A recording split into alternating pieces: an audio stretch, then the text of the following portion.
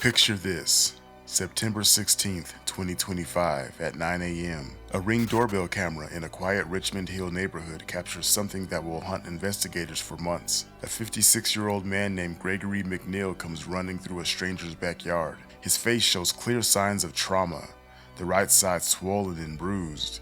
He's clutching something in his hands. He's heading straight for the woods. 5 minutes later, he vanishes into the forest. He will never be seen again. Left behind in his hotel room, his cell phone, his wallet, his laptop, everything a person needs to survive in modern America. Gregory McNeal, a reliable highway worker who had never gone missing a day in his life, simply ceased to exist. Despite search dogs, drones, helicopters, and specialized rescue teams combing every inch of those woods and swamps, they found nothing. Not a footprint, not a scrap of clothing, nothing. But here's what should terrify you.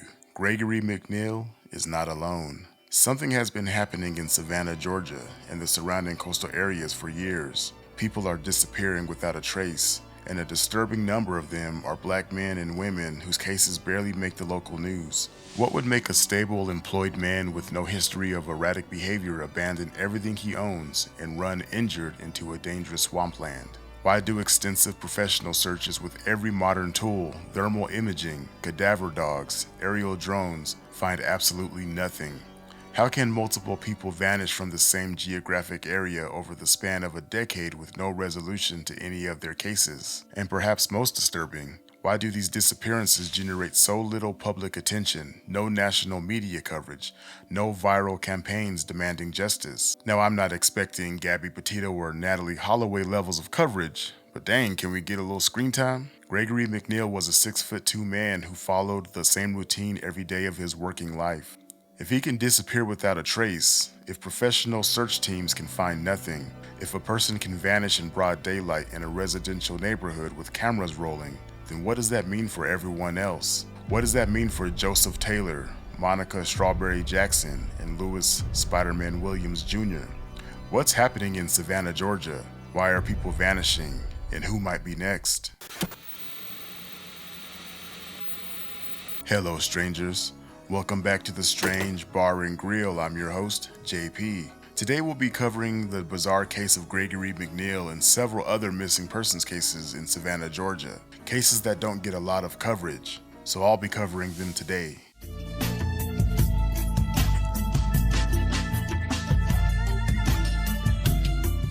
Gregory McNeal arrived in Richmond Hill on September 2nd of 2025 for what should have been a routine work assignment. His Houston-based company had hired him to clean highways in the Savannah area. He checked into the Home 2 Suites hotel in Richmond Hill, expecting to work until September 12th. The job got extended to September 18th, which was normal for this line of work. Then came Tuesday, September 16th, at exactly 9 a.m. A Ring doorbell camera on Winding Way captured something strange. Gregory McNeal came running through a residential backyard. He was holding something in his hands. He appeared to be heading straight for the woods beyond the property line. The homeowner, Mark Rich, is a retired law enforcement officer who later shared the footage with investigators and local news. The most disturbing detail was Gregory's face. It showed clear signs of trauma. His brother Joshua would later examine these images and describe what he saw.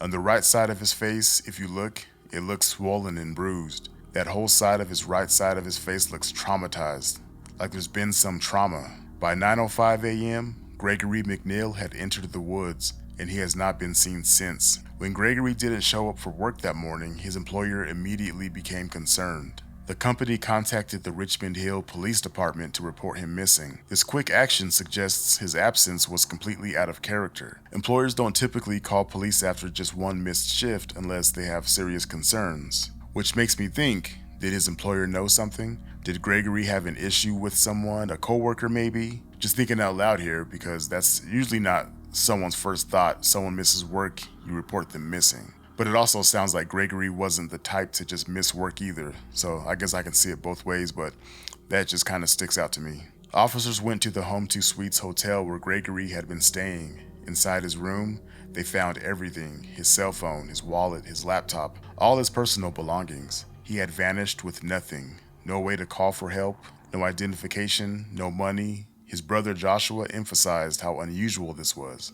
Left his phone, left his wallet, left his laptop, everything. He has nothing to my knowledge, he said.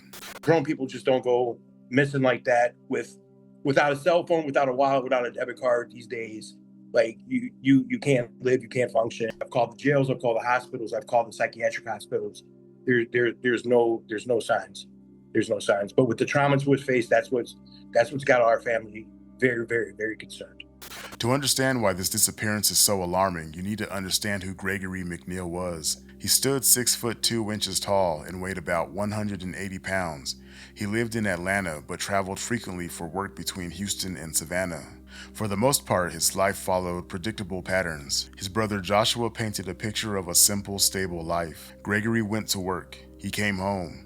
When he wasn't working, he watched sports.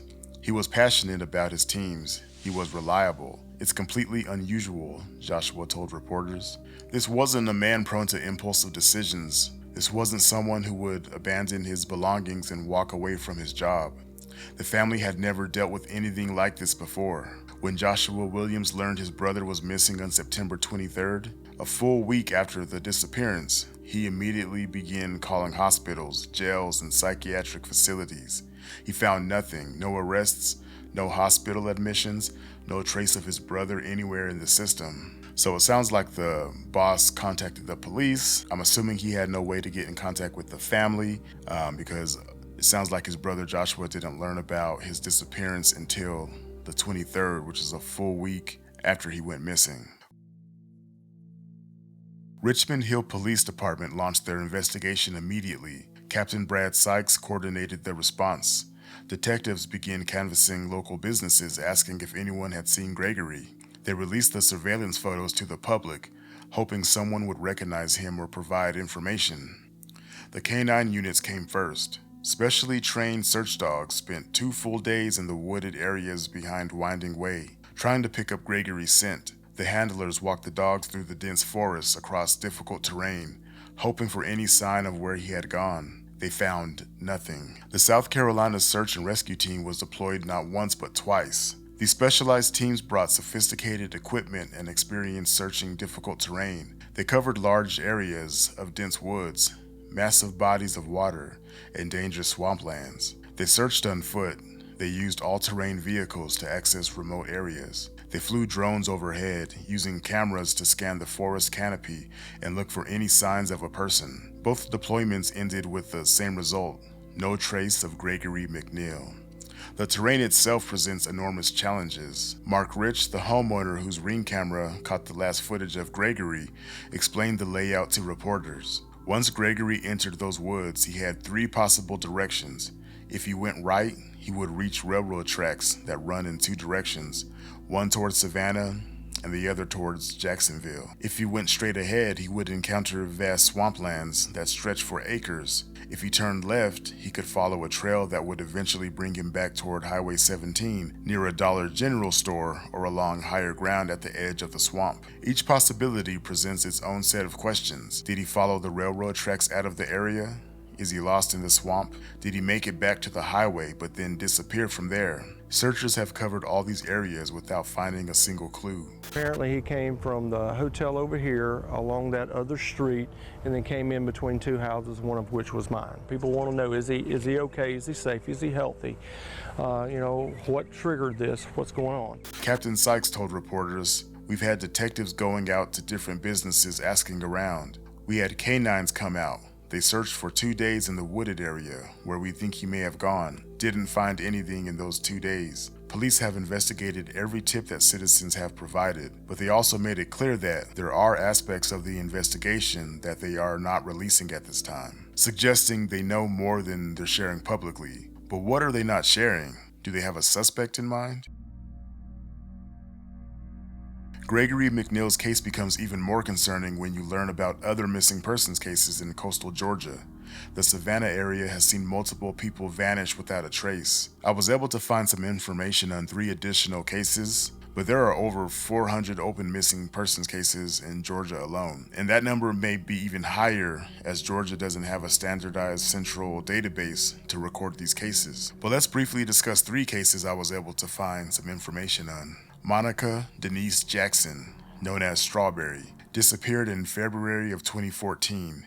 She was 45 years old and frequently visited areas around West 39th Street and West 32nd Street in Savannah. One of the most shocking details of this case is she wasn't reported missing until 2015, one full year after she vanished. Police believe someone in the community knows what happened to her. After 10 years, her case remains unsolved. Some online investigators believe she may match an unidentified female skeleton found in Miami in 2014, but this has never been confirmed. This case received little to no media coverage, basically, but why? Louis Alexander Williams Jr., known as Spider-Man or Mr. Car Wash, went missing in early 2015 from Savannah.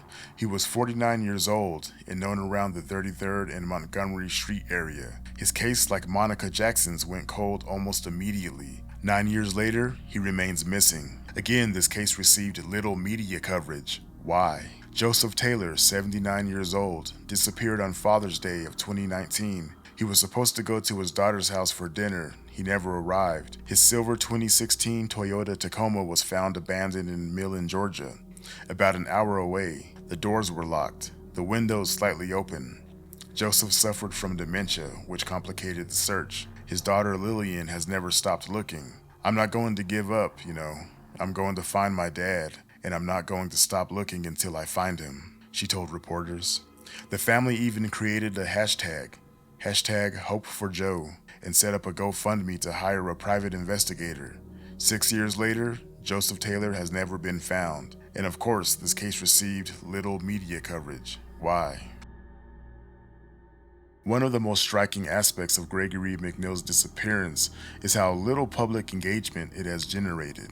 Unlike missing persons cases that spark massive online communities, volunteer search parties, and national media attention, Gregory's case has remained largely local and quiet. No viral hashtags, no organized community search parties beyond official efforts, no reward fund announced publicly, no Change.org petitions demanding investigation. The contrast is stark when you compare this to missing persons cases that capture national attention, cases that generate thousands of social media posts, dozens of podcast episodes, and round-the-clock news coverage. The only media coverage has come from local news stations serving the Savannah area. Also, no Atlanta news stations picked it up despite Gregory being from Atlanta. No national outlets showed interest. The Richmond Hill Police Department has investigated every tip they've received, but there's been no press conference, no public appeal beyond the standard police Facebook posts and news releases. Gregory's brother Joshua has done everything he can from Detroit. He's called hospitals and jails. He's spoken to reporters who would listen. He's pleaded for information, but without a coordinated media campaign or organized support network, his voice reaches only those who happen to see the local news.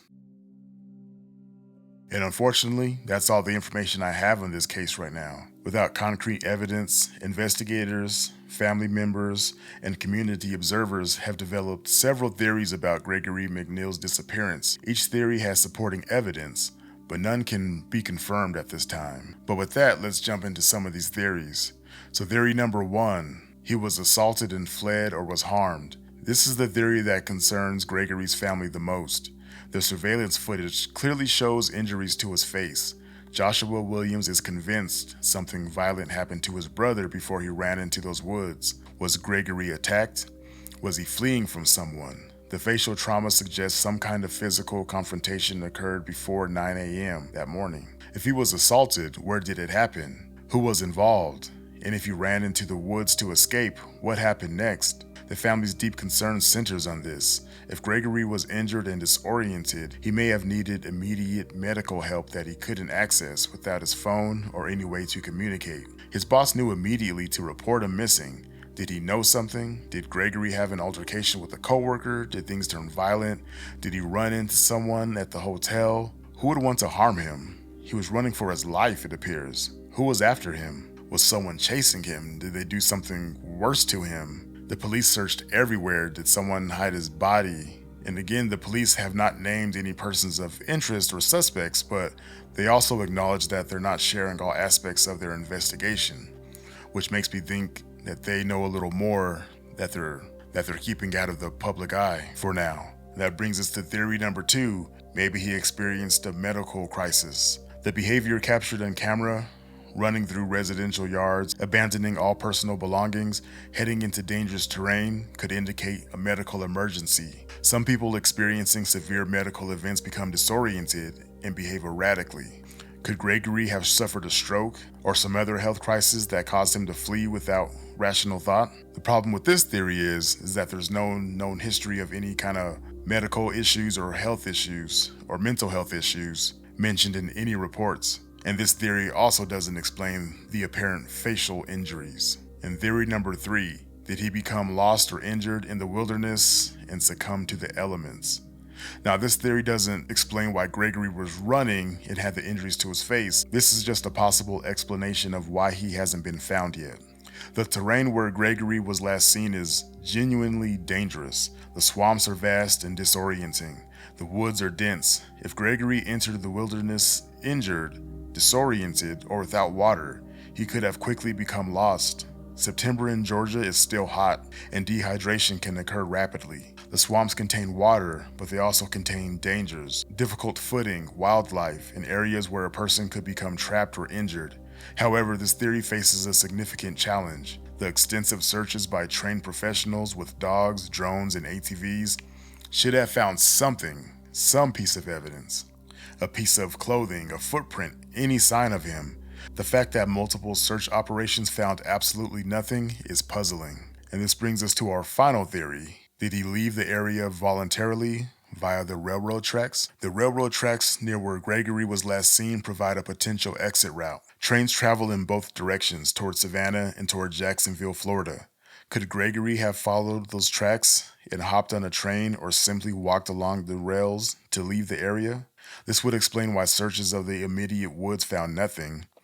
But this theory raises difficult questions. Why would a reliable worker abandon his job and all his possessions? Why would he have facial injuries? Where would he go without identification or money? This theory requires believing that Gregory made a deliberate choice to disappear, which contradicts everything his family knows about his character. Plus, he had facial injuries and a look of terror on his face. I doubt he purposefully disappeared. Each of these theories has gaps. Each leaves questions unanswered. The truth may involve elements of multiple theories, or it may be something no one has yet considered. But that's all the information I have on these cases. But what do you think? Let me know in the comment section. And if you're new to my channel, make sure to subscribe. Thank you.